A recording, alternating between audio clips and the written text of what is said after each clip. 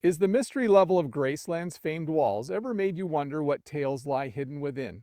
Riley Keough, the granddaughter of Elvis Presley, has broken her silence on long-suppressed family secrets. What secrets, emotions, and recollections does the royal hideaway still contain? Pay close attention, because I'm about to reveal some shockingly intimate details about Riley's connection to this well-known location. Similar to her grandfather's life, Riley Keough's has been under continual scrutiny from around the globe.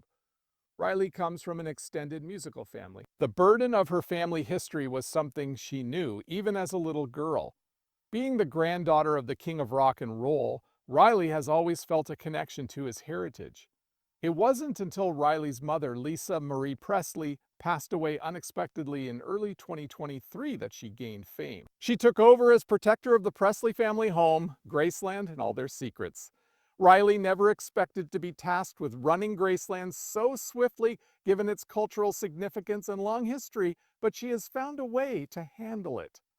One must be familiar with the history of Graceland, the significance it had for Elvis Presley and his family, and the ways in which many people developed an emotional connection to the house before one can completely grasp Riley's function as custodian of the property's heritage. There was more to Graceland than met the eye. It was a refuge from the pressures of stardom and wealth. Graceland was filled with memories, and each room, hallway, and wall held a greater significance than the one before it. It was more than a home. It revealed Elvis's character.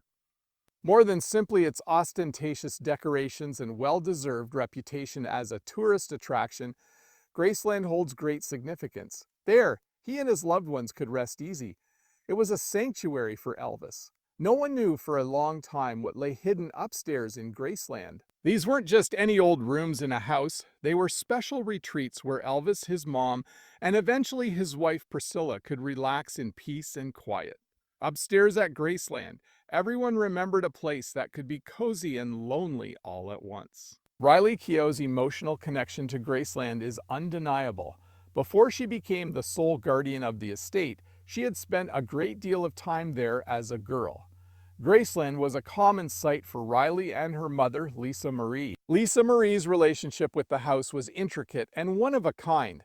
Graceland held special meaning for Lisa Marie because of her father, Elvis, and the countless mementos of him that adorned the property. Riley inherited these recollections from her mother, typically through tales or moments spent together. Riley was educated about Graceland's past when she was a kid, but she didn't start having an impact on the property's future use until she was an adult. In her youth, Riley had been unknowingly preparing for this responsibility.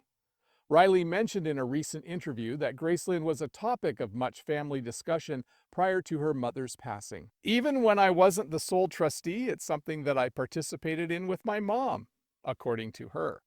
We were very close, so a lot of the Graceland stuff I was already involved in with her. Actually, Riley's ties to Graceland extend beyond membership alone. As if that weren't enough, Riley's work on her mother's autobiography further immersed her in the Presley family tree. In his autobiography, Riley detailed his experiences with Elvis. These were tales of Elvis's private bedroom, where he would often relax with his family close by. Riley shared a story about how she and her mom used to spend a lot of time in Elvis's bedroom poring over his notes and books when she was little. Riley expressed, "You can still feel him in that room after the fact. His spirit is imprinted there." The room was more than simply a bed where Elvis slept. It was a sanctuary, a sacred space that he had interacted with. Riley vaguely remembered that room from her childhood when she and her mother had a conversation. Underlined passages, notes, and Elvis's own thoughts were found in one of his personal Bibles.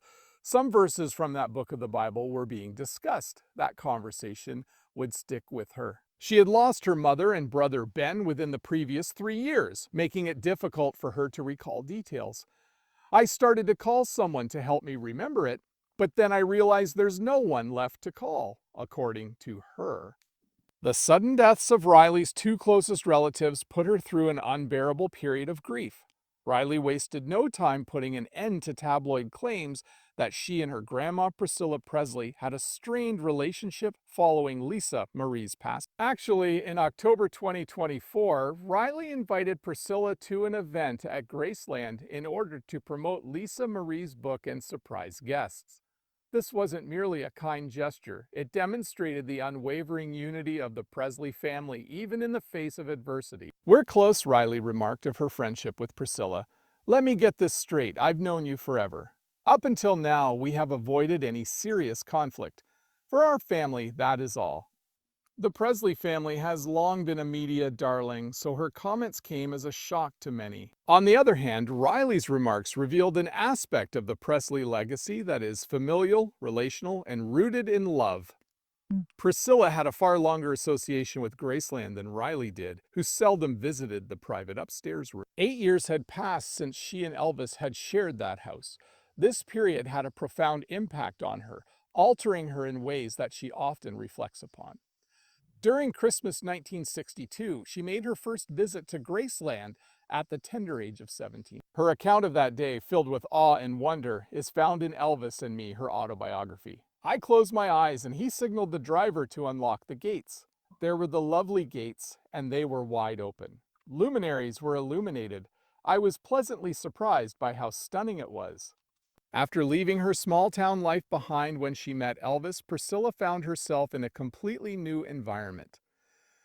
Graceland would take her on a profoundly emotional journey, and it was hard to comprehend the enormity of the estate at first. Upon her arrival, Elvis escorted her straight to the second floor, where his cherished grandma Minnie Mae, whom he fondly referred to as Dodger, lived using the famed white carpeted stairs. An important person in Elvis' life, Minnie Mae was the only relative who lived upstairs with him. After Lisa Marie was born in 1968, Minnie Mae's room was transformed into her nursery, and she relocated downstairs to Gladys Vernon's former bedroom.